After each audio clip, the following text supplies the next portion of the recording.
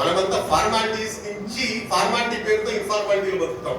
వాళ్ళంతా ఇన్ఫార్మాలిటీ నుంచి ఫార్మాలిటీ వస్తారు. ఇది ఒక గమ్మత్తైన విశిష్టమైన అంశం. సో ఇంకొక విషయం నేనేం చెప్పాలనుకుంటున్నానంటే, వీళ్ళు నాకు టైం ఇవ్వలేదు, కానీ నేను ఉపన్యాసకుడిని కాబట్టి స్టార్ట్ చేయగానే గంట సేపు అయితే మాట్లాడలేదు.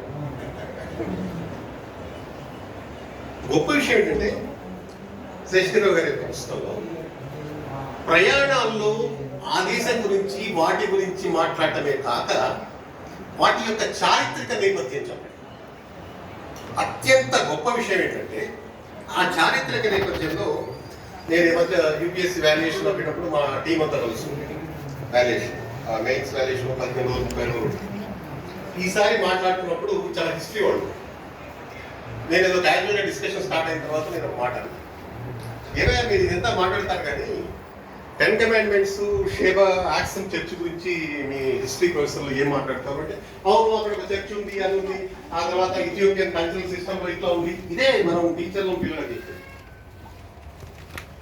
నేను శేషగిరిరావు గారి యొక్క ఆర్టికల్ ద్వారా తెలుసుకుంది నిజానికి నా కారణం. యెమెన్ జానపద కథలు, ఇథియోపియన్ జానపద కథలు ఒక లెవెల్గా చెప్పినప్పుడు సౌదీ అరేబియన్ కథల్లో కూడా చెప్పబడ్డ అంశం ఏంటంటే, సోలమన్ కింగ్ దగ్గర నుంచి 10 కమాండ్మెంట్స్ కాంతి కుంజంలాగా వెళ్ళిపోయింది.